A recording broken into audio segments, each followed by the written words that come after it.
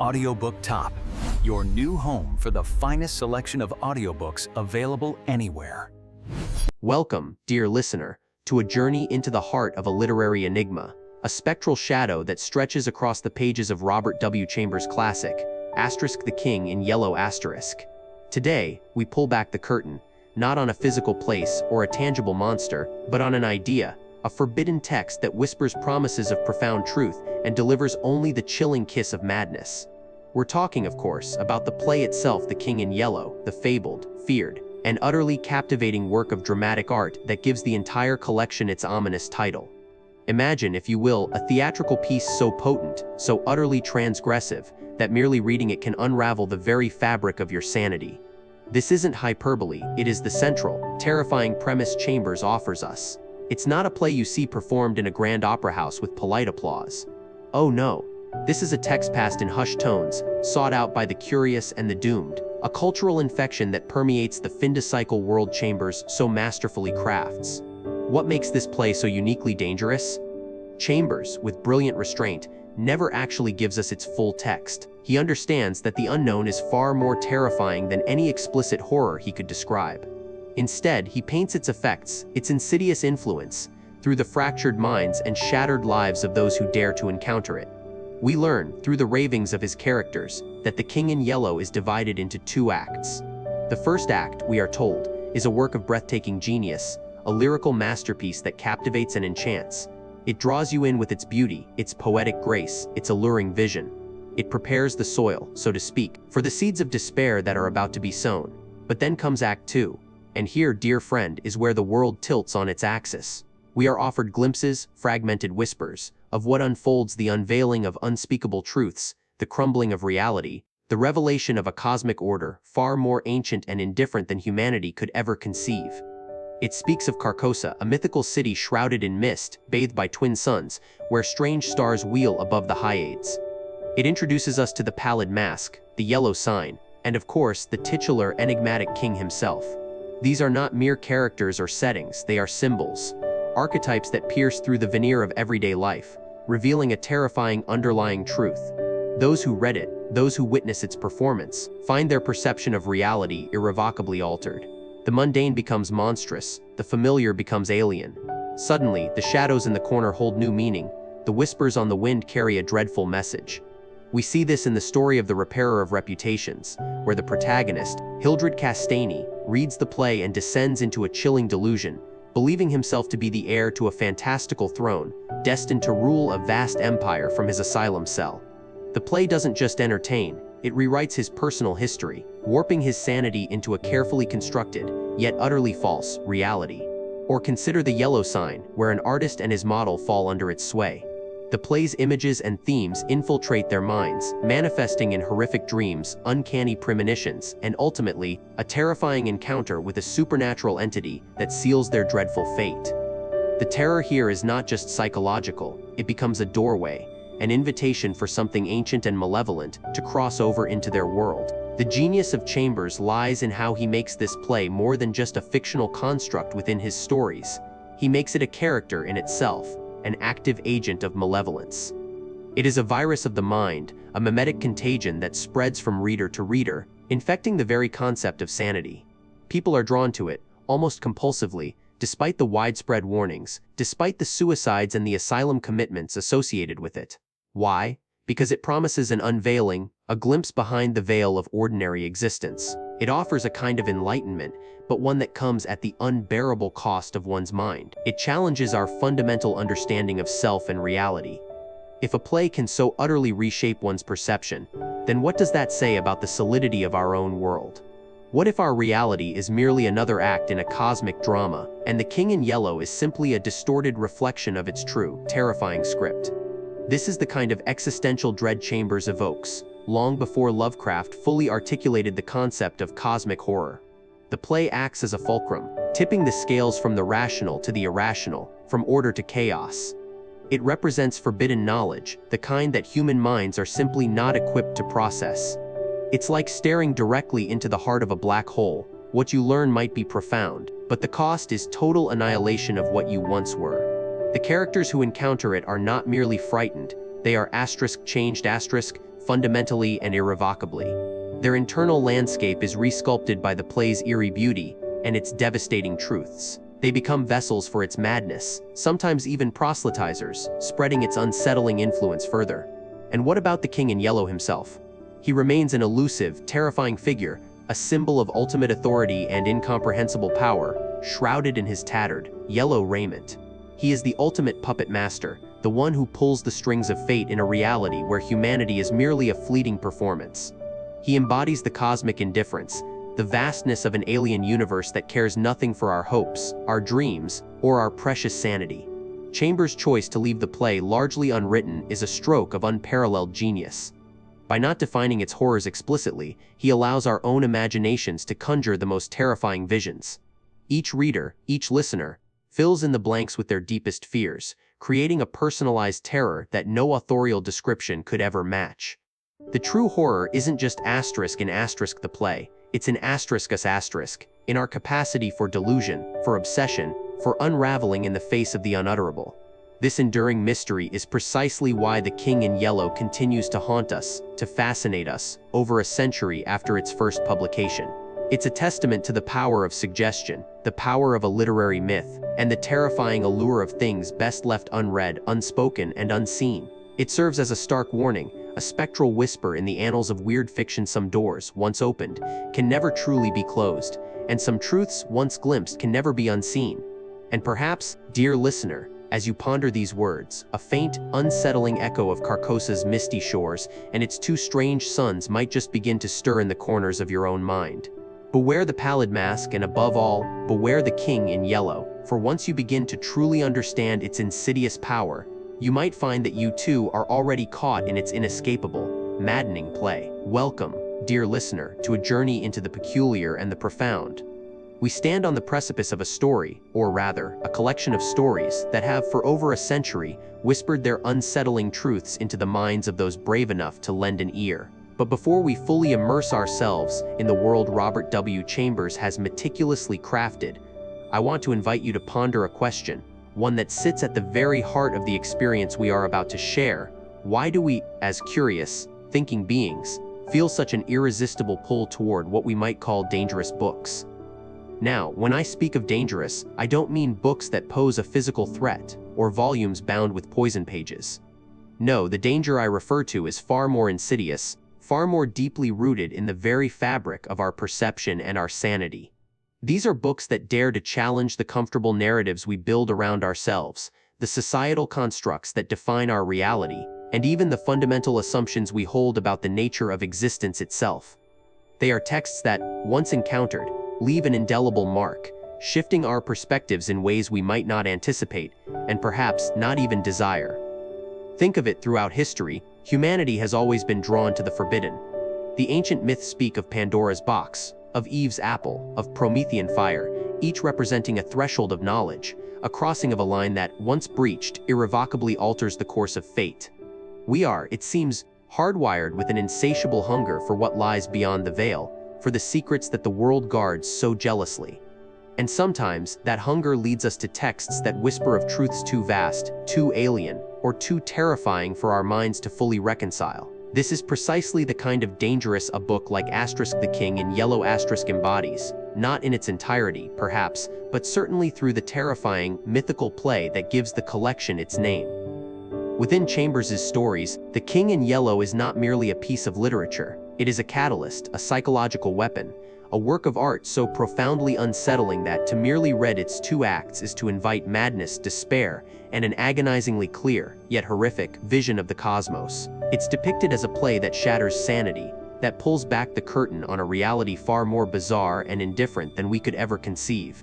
Those who merely skim its first act feel a chill, a disquiet. Those who delve into the second are said to descend into incurable melancholia, delusion, or worse. Its very existence is a warning, a forbidden fruit dangled tantalizingly close to the edge of the abyss. So, why would anyone willingly engage with such a thing? Why would an author create it? And why would we, as readers or listeners, choose to explore its shadow-drenched landscapes? The answer, I believe, lies in our profound human need to understand, even if that understanding comes at a terrible price. Dangerous books are often the ones that push the boundaries of human experience, that force us to confront the uncomfortable, the sublime, and the grotesque. They are the literary equivalent of staring directly into the sun, knowing it will burn, but driven by the desperate desire to see what lies beyond the familiar glow. Chambers, through his masterful creation, doesn't actually present us with the full text of the fictional play, The King in Yellow. And for that, perhaps, we should be grateful. But what he does give us something arguably more potent. He allows us to witness its devastating effects through the lives of his characters. We see the subtle shifts in their sanity, the creeping dread that infects their perceptions, the unraveling of their orderly worlds. We experience the danger vicariously, from a safe distance, yet with an intimacy that makes the horror all the more palpable. We are given the unique opportunity to understand why such a book is dangerous, not by reading it ourselves, but by observing its catastrophic wake. This is the genius of such a narrative approach. It transforms us from passive readers into active participants, detectives of the soul, seeking to piece together the fragments of what went wrong.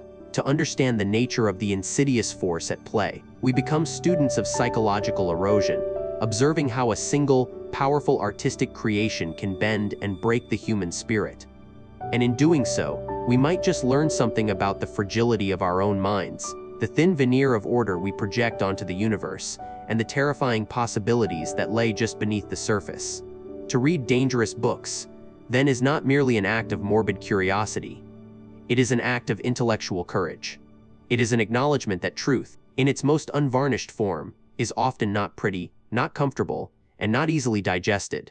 It's a willingness to step outside the well-trodden paths of conventional thought and venture into the wilderness of the unknown, where definitions blur and the very ground beneath our feet feels unstable.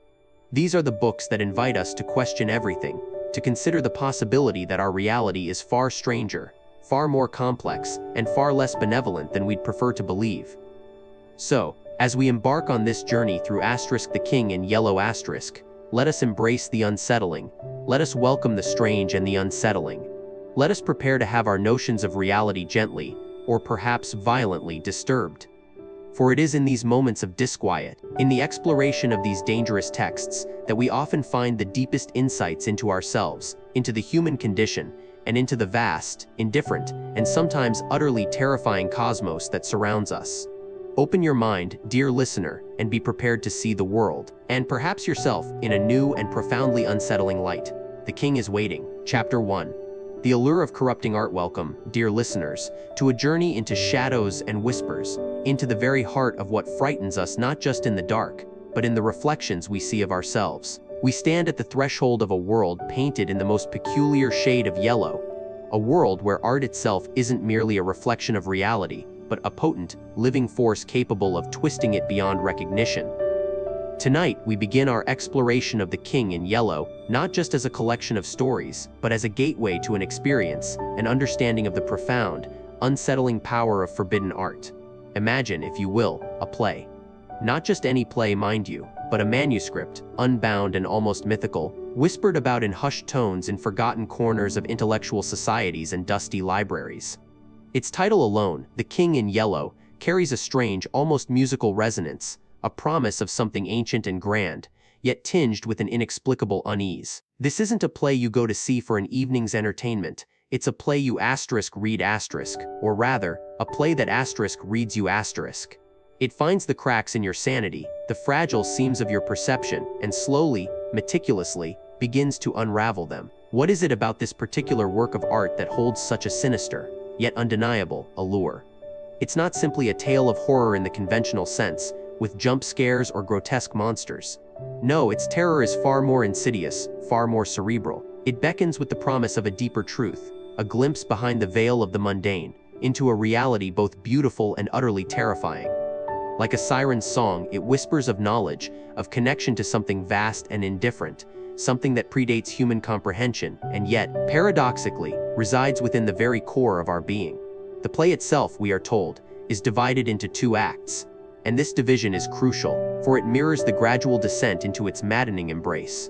The first act is often described as possessing an unsettling beauty, a dreamlike quality that pulls the reader into a world of strange landscapes and ethereal figures. We hear names like Carcosa, a city shrouded in mist, bathed in the light of the Hyades. We encounter characters like Casilda and Camilla, their identities as fluid as the dreams they inhabit. There's a pervasive sense of melancholy, of longing for something lost, a faint, sweet dread that clings to every word. It's beautiful, yes, but a beauty that feels dangerously close to rot, like a bloom whose petals are edged with decay, hinting at the corruption that has already taken root. This initial encounter is often the most dangerous. Curiosity, after all, is a powerful motivator. We are drawn to the unexplained, to the forbidden, and The King in Yellow offers an intellectual puzzle, an artistic challenge. It's written with an eloquence that masks its true intent, seducing the mind with its poetic prose, its philosophical meanderings, its profound sense of cosmic alienation. You feel intelligent for understanding its nuances, sophisticated for appreciating its unconventional structure. You begin to believe you are simply engaging with a work of literary genius, perhaps a touch avant-garde, a little dark, but ultimately, just a story. But then, you reach the second act, and this is where the true nature of The King in Yellow reveals itself, where the subtle dread blossoms into full-blown horror. The second act, it is said, has never truly been finished by anyone without profound, irreversible consequences. For here, the veil drops. The dreamlike quality transforms into a nightmare. The melancholy becomes despair. The beauty curdles into a grotesque parody of itself. This is where the pallid mask truly smiles, where Haster's shadow stretches across the cosmic void, and where the lines between reality and delusion dissolve into a horrifying, indistinguishable haze. The allure, then, lies in this precipice, this promise of a revelation so profound it shatters the very framework of existence. Who among us hasn't, at some point, yearned for a glimpse beyond the mundane, a secret key to the universe's grand design? The King in Yellow offers that key, but the lock it opens isn't to enlightenment, but to madness. It doesn't offer answers, it offers questions that consume the questioner. Those who succumb to its full influence often find their identities eroding. They begin to see the world differently, through a distorted lens, where familiar faces become masks, and familiar places become scenes from the play itself. The play seeps into their minds, not as a memory, but as a living presence, dictating their thoughts, warping their perceptions. Sanity becomes a luxury, a fragile construct easily shattered by the weight of Carcosa's reality pressing in. Why then, do people still seek it out? Why does its legend persist? Perhaps it speaks to a primal fear within us, the fear that our carefully constructed realities are nothing more than fragile illusions, easily broken. It taps into the existential dread of cosmic indifference, the terrifying possibility that there are truths beyond our comprehension that would utterly destroy us if we were to truly grasp them. And there's a certain perverse beauty in that destruction, a tragic grandeur in the unraveling of a mind under the weight of such sublime horror. It's a testament to the power of art, a chilling demonstration that creation can be a weapon, a poison, a gateway to unspeakable realms. The King in Yellow is not just a story asterisk about asterisk madness, it is a story asterisk that inflicts asterisk madness. It's a work of art so potent, so infused with a malevolent essence, that it changes the very fabric of those who dare to engage with it. It whispers of a world where artists are not just creators, but conduits, channels for forces beyond our ken, forces that seek to manifest and corrupt through the very act of creative expression. So, as we venture further into these tales, remember the yellow sign, remember the whispered name of Haster, remember Carcosa, and remember the play, for its influence extends far beyond its pages, bleeding into the very fabric of the stories we are about to hear, and perhaps, subtly, into the fabric of our own reality. The allure of corrupting art is not just a concept, it is a palpable, breathing entity, and once you acknowledge its existence, it becomes very difficult to unsee the faint, sickly yellow that begins to creep into the corners of your vision. Tread carefully, for the play is always waiting. Chapter 2. The Fragility of the Mind's Mask. Welcome back, fellow travelers, into the shadowy corners of the human mind.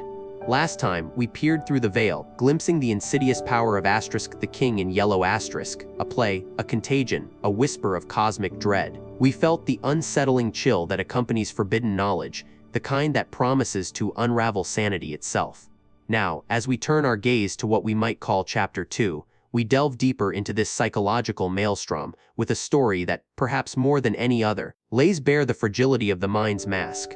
Imagine for a moment, not the grand stage of an opera house, but the dusty, art-filled studio of a sculptor. This is where our next tale, The Mask, unfurls its chilling narrative. Here, amidst the clay, the chisels, and the unfinished forms, lives Jack Trent, a young sculptor with a fiery artistic passion. His world is vibrant, if a little bohemian, shared with his friend and fellow artist, Alec, and, most importantly, with Genevieve, his muse, his love, a woman of ethereal beauty and profound spiritual depth. They are artists, dreamers, living a life steeped in creation and companionship. Yet, even in this idyllic, artistic haven, the tendrils of the King in Yellow begin to creep in, subtle at first, then suffocating. Chambers, with his masterful touch, doesn't immediately thrust us into overt horror. Instead, he cultivates an atmosphere of encroaching unease. It's a slow burn, a gradual erosion of reality, much like a corrosive acid silently eating away at metal. The first ominous sign is an act of creation itself, Jack's sculpture of a death's head, a literal mask, both beautiful and terrifying, a face frozen in the throes of a ghastly transformation, a visage that seems to absorb all light and hope. But it's not just a sculpture, it's a premonition, a physical manifestation of the mental decay that the play invokes. And the play, the King in Yellow is present here, not just as a cultural artifact, but as a living, breathing entity infecting the very air they breathe. Jack and Alec discuss it. They speak of its two acts. The first, a harmless piece of romantic fantasy, and the second, the forbidden descent into madness that drives all who read or witness it to ruin. This division is crucial, mirroring the initial innocence of their artistic lives before the encroaching darkness. The play isn't merely a story, it's a spiritual toxin that subtly alters perception, dissolving the boundaries of what is real and what is imagined. The real heart of the chapter, and indeed the story The Mask, lies in Genevieve's transformation. It begins subtly, a change in her temperament, a growing lassitude, a detachment that worries Jack. But then, it morphs into something far more horrifying and literal. Her skin begins to harden, to take on the texture and appearance of the very marble Jack sculpts. Her eyes, once pools of lively emotion, become fixed glassy. She is, quite literally, becoming a living statue, her human warmth slowly replaced by cold, hard stone. This is the ultimate mask, not one applied, but one that grows from within, consuming the person it covers. What is happening to Genevieve? Is it a psychological breakdown, manifesting physically? Or is it a literal, supernatural metamorphosis, a direct consequence of exposure to the play's malevolent influence? Chambers keeps us brilliantly poised on this knife edge of ambiguity. This is the horror of the King in Yellow it rarely offers clear answers. Instead, it invites us to question our own perceptions, to doubt the very fabric of reality. Genevieve's petrification isn't just a physical change, it's a profound commentary on the erosion of identity. The individual, the unique spirit, is being subsumed by something alien, something inhuman. She is losing herself, becoming an art piece, a terrifying monument to the play's power. Think about the metaphor of the mask itself. We all wear masks in our daily lives, social masks, professional masks, masks of composure to hide our anxieties. These masks are fragile, easily cracked by stress, grief, or the relentless pressure of existence. But the King in Yellow doesn't just crack these masks, it dissolves them, revealing not a true self, but a horrifying void, or worse, transforming the very face beneath into something monstrous. Genevieve's transformation is the ultimate illustration of this. Her mind's mask, her sanity, her humanity crumbles and hardens into something immutable, beautiful in a terrifying way, but utterly devoid of life. The infamous yellow fluid that appears in the story is another chilling symbol. It drips from the eyes of Jack's death's head sculpture, a viscous, luminous substance that seems to emanate from the very essence of the forbidden play. This yellow, a color that permeates the entire mythology of the King in Yellow is no longer merely a hue. It is a signifier of corruption, of otherworldliness, of the grotesque beauty of impending madness. It's a sensory manifestation of the play's unseen influence, a visual echo of the insidious decay it brings. The fluid isn't just a prop, it's a living symbol of the disease of the mind that the play propagates. And what of Jack's response to this unfolding horror? His love for Genevieve is twisted into a desperate, almost obsessive artistic pursuit. He tries to capture her changing form in his work, attempting to immortalize the very process of her dehumanization. This highlights another profound theme, the double-edged sword of artistic creation. For some, art is solace, a path to truth. But in Chambers' world, influenced by the King in Yellow art can become a conduit for madness, a way to inadvertently invite malevolent forces into one's life. Jack's attempts to sculpt Genevieve as she petrifies blur the line between artist and participant, between observer and victim. His art becomes a record of her demise, a morbid diary etched in stone. The beauty of the mask, and what makes the fragility of the mind's mask such an apt title for this chapter, is its psychological depth. It's not about monsters jumping out of closets. It's about the monster that grows within, the insidious erosion of identity and reality. It explores the terrifying thought that sanity itself is a delicate construct, a tenuous agreement we make with the world, easily shattered by forbidden knowledge, by a glimpse behind the curtain of ordinary existence. The ending of The Mask leaves us with a profound sense of melancholic dread. The final scene, with Jack's chilling pronouncements, confirms that the transformation is complete, and the impact of the King in Yellow has taken its ultimate toll. Genevieve, now a perfect, cold, marble statue, is simultaneously an artistic triumph and a human tragedy. She is a testament to the play's power to strip away everything that makes us human, leaving behind only an exquisite, terrifying shell. As we move forward, remember Genevieve, remember the fragility of her human form, her vibrant spirit, and how easily it was overwritten by something ancient and cold. The Mask teaches us that the greatest horror isn't the physical threat, but the spiritual and mental disintegration. It's the slow, inevitable creep of an idea, a concept, a play, that can twist and remake a person from the inside out. It shows us that beneath our carefully constructed facades, our masks of sanity and normalcy, lies a terrifying potential for dissolution, a vulnerability that the King in Yellow is all too eager to exploit. This story isn't just a cautionary tale, it's a chilling psychological experiment, a profound meditation on identity, art, and the terrifying boundary between creation and annihilation. And it sets the stage, with devastating clarity, for the deepening shadows that await us in the ensuing narratives of the King in Yellow. The mask is off, and what lies beneath is far more unsettling than we could have ever imagined. Chapter 3. The Sign You Cannot Unsee. Welcome back, fellow traveler, to the shadowed corridors of consciousness where reality often wears a thin, deceptive veil. We've spoken of whispers and premonitions, of a world teetering on the brink of something. But now, we delve deeper, into a realm where the abstract takes on a chilling, concrete form. We arrive at the sign you cannot unsee. Imagine, if you will, a truth, a concept, a single image or idea that once perceived, irrevocably alters the landscape of your mind. It's not merely information, it's a recalibration of your entire being, a permanent lens through which every subsequent experience is filtered. This is the essence of the sign. In the lore we've been uncovering, the King in Yellow isn't just a character, nor is it solely a play.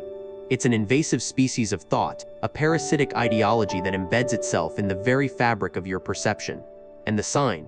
It's the scar left by its passage, the brand that tells you, and perhaps others, though you may not know who, that you are now different. You are marked. Perhaps it begins subtly, as most insidious things do. A curious rumor, a forbidden text glimpsed in a hushed corner of a dusty library, or a fragment of a melody that echoes with an unsettling familiarity. The King in Yellow, the play itself, is often the vector. People, drawn by an almost magnetic, morbid curiosity, seek it out. They are warned, of course. Whispers abound of madness, of lives unraveled, of sanity shattered by its mere perusal. But isn't the forbidden always the most tempting fruit? They say the first act is harmless enough, even captivating. A tragic romance, perhaps a glimpse into a fantastical court. It draws you in, lulls you into a false sense of security. But then comes the second act. The second act. No one ever truly describes its contents, not fully, not coherently. It's as if the words themselves contort, twist into something unspeakable, leaving an impression rather than a memory. It's in that second act that the sign is forged. Not a physical mark, initially, but a shift within your very being. It's the dawning realization that the world you thought you knew, the stable, predictable reality you inhabited, is a flimsy construct. Beneath it, just beneath the surface, lies a deeper, more terrible truth. A truth of cosmic indifference, of forces beyond human comprehension, pulling strings from realms unimaginable. And once you see it, you cannot unsee it. This isn't just about reading a disturbing play. This is about an awakening, a rude, brutal awakening, to a reality that perhaps should have remained veiled. The sign manifests in different ways. For some, it's a pervasive sense of paranoia, a feeling that they are being watched, that the lines between their dreams and waking life have blurred beyond recognition. Every shadow seems to hold a secret, every casual glance a judgment. The faces of strangers morph into something grotesque, or chillingly familiar, reminiscent of figures from the court of Carcosa. For others, it's a terrifying clarity, an almost prophetic insight that allows them to perceive patterns where none existed before, to connect dots that lead to an inescapable, horrifying conclusion. They see the decay in beauty, the lie in truth, the madness in sanity. The world reveals its cracks, its inconsistencies, and suddenly, they are acutely aware of the vast, terrifying emptiness just beyond the thin membrane of human understanding. The very stars seem to align into an ominous pattern, spelling out a silent, dreadful message. The sign can also be a physical manifestation, though fleeting and often attributed to delusion. A glimpse of an impossible yellow symbol etched into a lamppost, only to vanish when you look again. A strange, almost alien pattern in the frost on a windowpane. The faint scent of brine and decaying lilies in a perfectly ordinary room. These are the external echoes of the internal shift, the universe itself seeming to acknowledge your new, terrible insight. It becomes a solitary burden. How do you explain to your loved ones that the very foundation of reality has shifted beneath your feet? How do you articulate the chilling, existential dread that now accompanies every sunrise, every mundane task? You can't.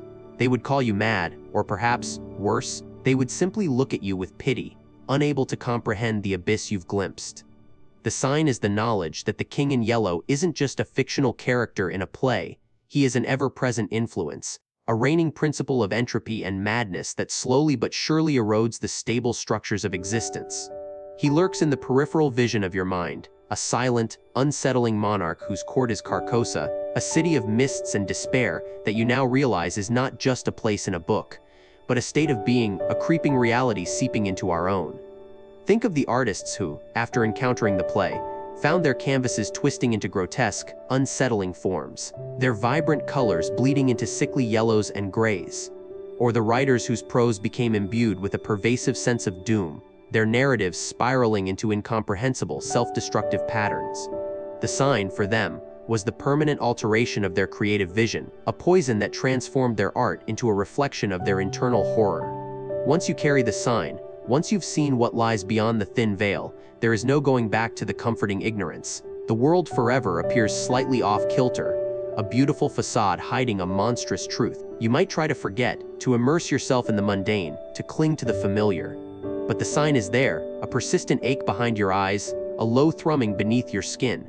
It's the knowledge that you are no longer truly free, that you are connected, irrevocably, to something ancient and malevolent. The ultimate horror of the sign you cannot unsee lies in its finality. It's not a temporary haunting, but a permanent transformation. You are left with the chilling understanding that the universe is far vaster, far more indifferent, and far more terrifying than you ever dared to imagine. And you, solitary and marked, are now privy to a secret that can never truly be shared, only endured. Chapter 4, Echoes of Love and Loss in Carcosa. Welcome back, fellow travelers, into the shadowy corners of the mind. Last time, we peered into the chilling effect of a certain yellow-bound play, a forbidden text that whisperspromises of truth and delivers only madness. Now, we delve deeper into that unsettling current, into a chapter often whispered about, a tale of love, art, and the terrifying truth that can lie beneath the most beautiful of masks. We journey into the heart of a sculptor's obsession and confront the chilling reality of Carcosa's insidious touch, where echoes of love and loss resonate with a terrifying clarity. My friend Aylmer was a sculptor of remarkable talent, though his genius often seemed tinged with a peculiar intensity, a feverish devotion to his craft that bordered on the obsessive. His studio, nestled away in a quiet, ivy-clad corner of the city, was a sanctuary of clay and plaster, filled with the nascent forms of human emotion frozen in eternal pose. But amongst these, one figure always drew the eye, a work of such breathtaking beauty and haunting mystery that it seemed to breathe the very air of the studio itself. It was a statue of a woman, rendered with exquisite detail, draped in robes that fell like water, her form slender and elegant. Yet, her face, though finely sculpted, was always obscured, either by her hands, or a heavy veil, or sometimes by a simple, featureless mask of polished ivory. This, I knew, was Genevieve. Genevieve was Aylmer's muse, his inspiration, and the object of his profound, almost desperate affection. I had met her a handful of times in Aylmer's studio, and each encounter left me with a distinct impression of unease mixed with an undeniable fascination. She was a woman of quiet grace, her movements fluid and deliberate, her presence as ethereal as a wisp of smoke. But what truly set her apart, what made her both captivating and deeply unsettling, was that she always wore a mask. Not a decorative one, but a simple, elegant ivory mask that completely concealed her face. It was as if her identity, her very essence, was hidden behind that smooth, unchanging surface. Aylmer, in his initial enthusiasm, had dismissed my quiet concern, explaining it away with a lover's earnestness. He spoke of an old accident, a childhood trauma, a disfigurement that Genevieve, in her profound sensitivity, simply could not bear to reveal. And for a time, I accepted this, though a faint chill always lingered. Who was Genevieve, really? And what secret lay beneath that impassive ivory? One particularly gray afternoon, I found Aylmer in a state of profound agitation. His studio, usually a haven of quiet industry, felt charged with a palpable tension. He paced amongst his works, his hands, usually so deft and steady, now trembled slightly. The air itself seemed heavy, pregnant with unspoken words, and the very light that filtered through the skylight appeared dimmer, somehow colder. He spoke of Genevieve with an intensity that verged on desperation, his voice a low, urgent murmur. "She has promised me," he began, his eyes fixed on the veiled statue that so closely resembled her. "She has promised that when the time is right, she will lift the veil, she will remove the mask. My love, my art, they will heal her, you see. They will make her whole." His words carried the weight of a fervent prayer, a desperate plea to some unseen force. He believed, with the unwavering conviction of a true artist, that his adoration and his sculptures held the power to transform her, to erase the scars of the past, and to reveal the untouched beauty he knew lay beneath. He had spent months, years, refining his vision of her, chipping away at the stone, molding the clay, convinced that each stroke, each delicate curve, brought him closer to the moment of her unveiling. And as he spoke, the conversation inevitably drifted to the play, The King in Yellow. It was a pervasive presence in our lives then, an unspoken specter that had woven itself into the fabric of society. Everyone, it seemed, had either read it, or knew someone who had, and once you read the second act, something shifted. Perceptions twisted, reality frayed at the edges. Aylmer, like so many others, had become deeply affected. He spoke of its power not as a mere story, but as a truth, a revelation of a deeper, more terrible reality. "The play speaks of masks, doesn't it?" he murmured, his gaze distant, lost in the shadows of his studio. "Of faces hidden, of identities shed like old skin. What if we are all wearing masks, not just for society, but for ourselves? What if the King in Yellow reveals our true faces, the ones we've long forgotten?" His words sent a shiver down my spine.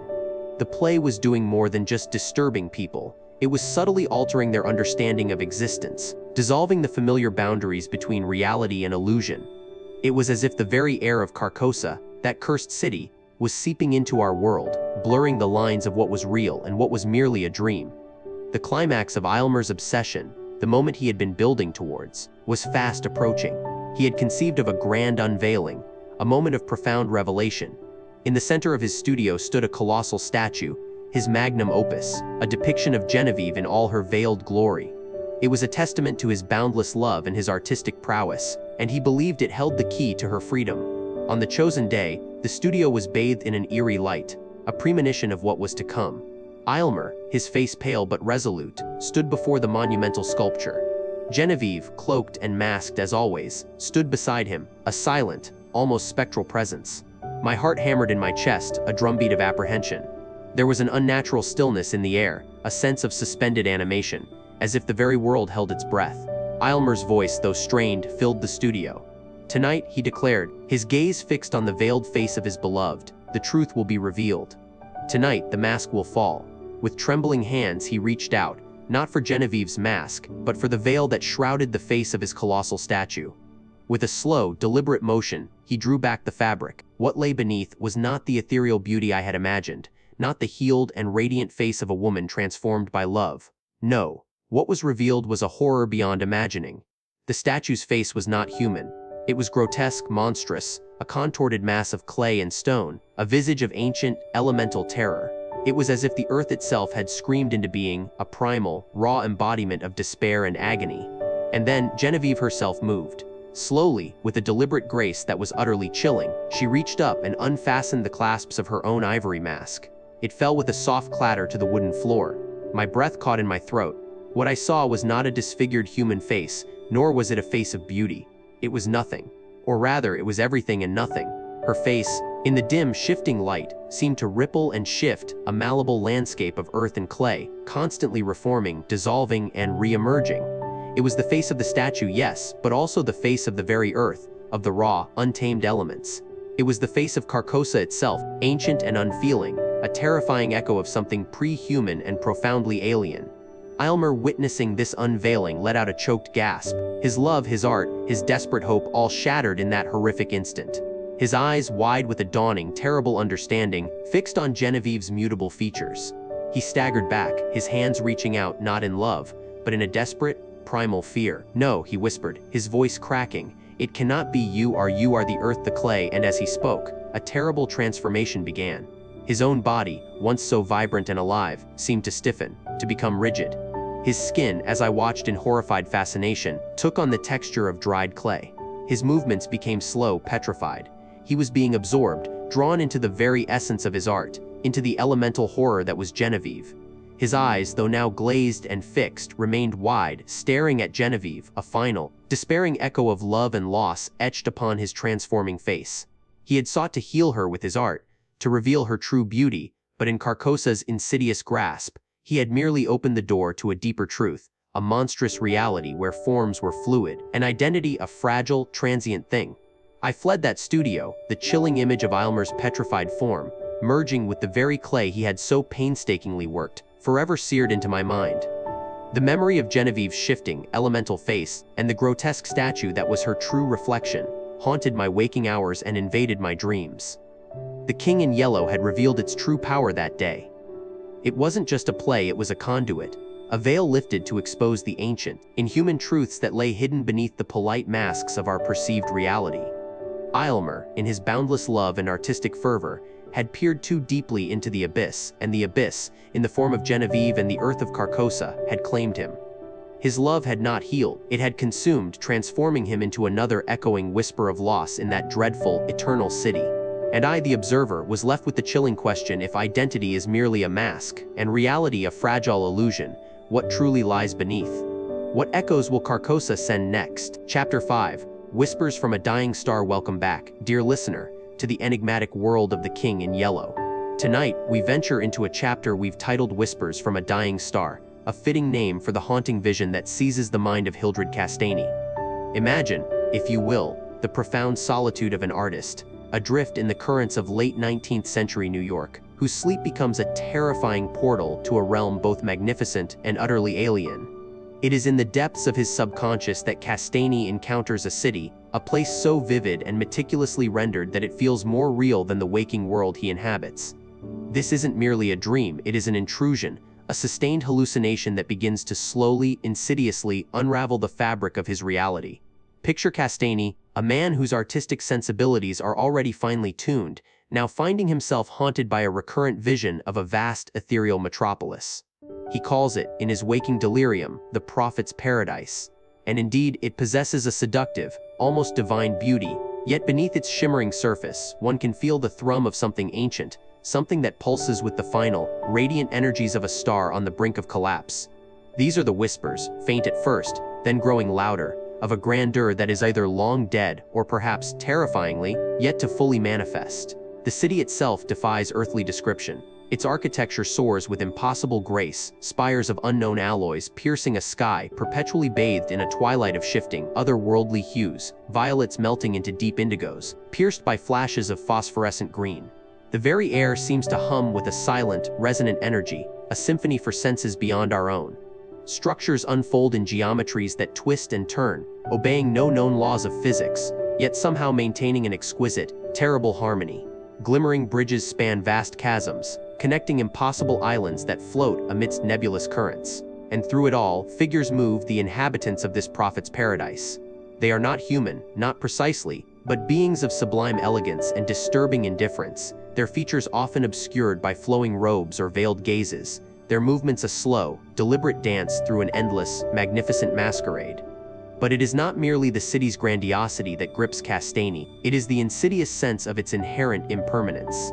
For all its splendor, there's an undeniable undercurrent of decay, a feeling of something beautiful but ultimately unsustainable, like the last, brilliant flare of a dying star. The intricate carvings on its monumental gates seem to erode even as he watches, the iridescent colors of its domes flicker as if about to extinguish. He senses that this paradise, in all its sublime glory, is itself passing, its inhabitants perhaps unaware, or perhaps entirely resigned, to its inevitable fading. And these are the whispers that begin to trouble him most profoundly, the echoes of a world on the precipice, beautiful in its final moments. Among these enigmatic figures, one woman captures Castaigny's gaze, and indeed, his very soul. She is an apparition of breathtaking beauty, yet utterly untouchable, her presence both inviting and infinitely distant. Her eyes, he recalls with a shiver, hold the cold, serene wisdom of ages, and a sorrow that seems to reflect the cosmic decline of her very world. She moves through the dream city with an almost regal languor, her garments shimmering with the same elusive light that bathes the impossible spires. For Castaigny, she becomes the personification of the prophet's paradise itself, a vision of unattainable perfection, imbued with a tragic grace that speaks of a beauty destined to vanish. He yearns to reach her, to understand the secrets held within her timeless gaze, believing that she holds the key to deciphering the profound, unsettling messages that emanate from this collapsing celestial dream. Is she a goddess, a harbinger, or merely a reflection of his own unraveling mind? He does not know, but her silent presence becomes the anchor of his dream, and later, the torment of his waking hours. As the dreams persist, as the whispers from this dying star grow louder, Castaigny's waking life begins to warp and distort. The vibrant colors of New York streets seem dull, muted, almost counterfeit compared to the dazzling spectacle of the prophet's paradise. The sounds of daily life recede into a meaningless hum. He becomes utterly consumed, his every thought, every brushstroke, dedicated to capturing this elusive city on canvas. His studio transforms into a sanctuary of obsession, filled with half-finished canvases, each attempting to render the impossible geometries, the ethereal light, the haunting faces of his nocturnal visitors. He paints with a feverish intensity, driven by an urgent need to immortalize what he fears will soon be lost to the mists of sleep and memory. But the task proves maddeningly difficult. How does one paint the color of a dream? How does one capture the silence of impossible distances, or the subtle sense of cosmic sorrow that permeates every stone of the prophet's paradise? His hands, so adept in the waking world, tremble under the weight of this unseen burden. Each brushstroke feels inadequate, each shade a poor imitation of the celestial hues that stain his mind. He senses the whispers instructing him, guiding him, yet simultaneously mocking his mortal limitations. The paint on his canvas seems to mock him, refusing to hold the essence, the very soul of what he has witnessed. The more he strives, the more the lines between waking and dreaming blur, until he can no longer distinguish one from the other. The very air in his studio begins to feel charged with the same unearthly energy he breathes in the paradise, the familiar walls subtly shifting, the shadows deepening with an alien presence. The relentless pursuit of this vision begins to exact a terrible toll on Castaigny's sanity. His friends notice his increasing pallor, the haunted look in his eyes, the way he seems to listen to voices no one else can hear.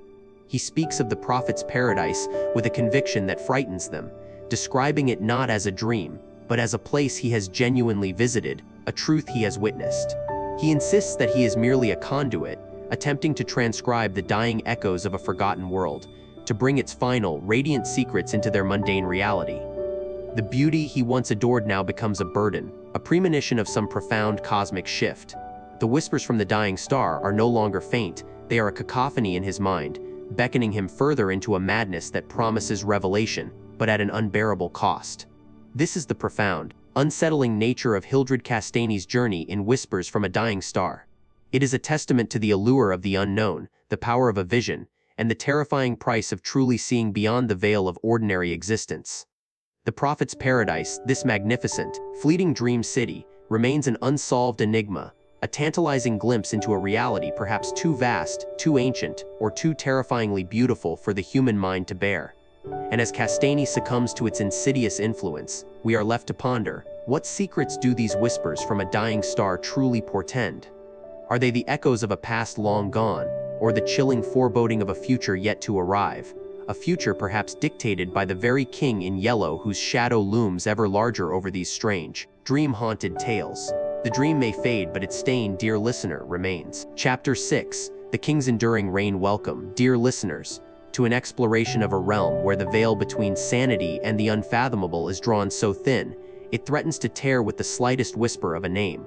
We delve now into what we might call the King's Enduring Reign, a chapter not bound by linear narrative, but by the pervasive, chilling influence of a certain forbidden play, a presence that weaves itself into the very fabric of existence within the pages of Robert W. Chambers' haunting collection. Imagine a book, or rather, a play, so potent, so utterly transgressive, that merely reading it becomes an act of self-immolation. This is the heart of our discussion: the enduring, insidious power of The King in Yellow. It's not just a piece of fiction within fiction, it's a contagion, a mental toxin that seeps into the reader's mind, twisting perception, eroding sanity, and ultimately, reshaping their reality in its own image. The terror of the king isn't merely found in his theatrical presence, nor in the spectral lands of Carcosa. It lies in the way his influence persists, an omnipresent dread that outlives any single performance or reading. From the very first mention, Chambers shrouds the play in an aura of taboo. It's something whispered about, fiercely guarded against, yet irresistibly drawn to. Libraries ban it, people who possess copies often do so in secret, or regretfully. And why? Because The King in Yellow is not just a story, it's a key. A key that unlocks doors in the mind that were perhaps best left bolted, leading to vistas of cosmic horror and personal delusion that few can withstand. The play itself, we are told, is divided into 2 acts. The first act, though unsettling, is tolerable. It builds a world, introduces characters like Casilda and Camilla, and hints at the strange beauty of Carcosa and the mournful shores of Holly. It's the second act, however, that delivers the mortal blow to reason. It's where the mask is truly donned, where the pallid mask reveals its true, horrifying visage, and the reader or viewer is plunged headlong into a maelstrom of madness. This isn't a dramatic device, it's a psychological assault. Chambers paints a picture where the very act of comprehending the second act unravels the fabric of sanity, leading to altered perceptions, hallucinations, and an eventual break from what we conventionally understand as reality. The reign begins here, not with overt conquest, but with subtle, internal subversion. But the king's reign isn't confined to those who have directly consumed the play. Its tendrils extend far beyond, touching lives and fates with an insidious, almost spiritual contagion. The yellow sign, for instance, isn't just a symbol, it's a mark of allegiance, a beacon that draws its followers into the king's orbit, willingly or unwillingly.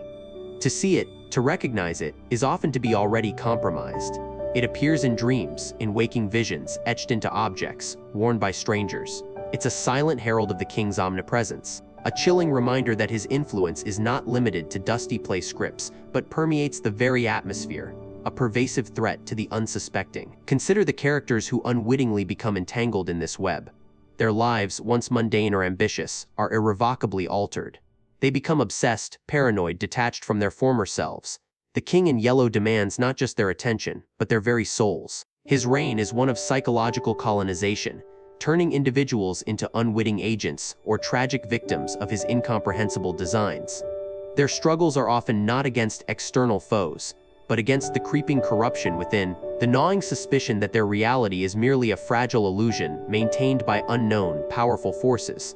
The lines blur between memory and fantasy, between love and delusion, between life and a horrifying eternal masquerade. The true horror of the king's enduring reign lies in its elusiveness.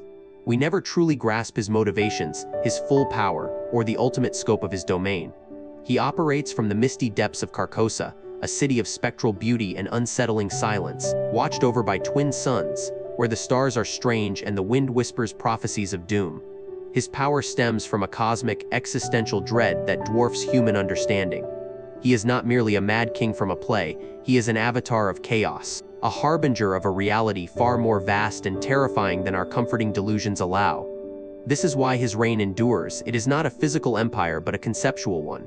It resides in the unsettling questions he poses, the boundaries he transgresses, the mental instability he cultivates. It's in the creeping realization that the fabric of the universe might be thinner than we presume, that ancient, uncaring entities might be stirring just beyond our perception, and that our sanity is but a fragile shield against an onslaught of cosmic indifference. The King in Yellow isn't just a character, he's a philosophical terror, a reminder of the inherent instability of truth and the seductive allure of madness. So, as we conclude our contemplation of the king's enduring reign, we are left not with answers, but with a profound sense of unease. The play, the sign, the cosmic entities, they are all facets of a single, pervasive dread. A dread that does not end when the book is closed, or the lights come up after a theoretical performance. It lingers, a cold echo in the mind, a subtle shift in the way we perceive the world, reminding us that sometimes the most enduring reigns are not those built on thrones and armies, but on whispers, shadows, and the slow, insidious unraveling of the human mind. And perhaps that is the most terrifying reign of all.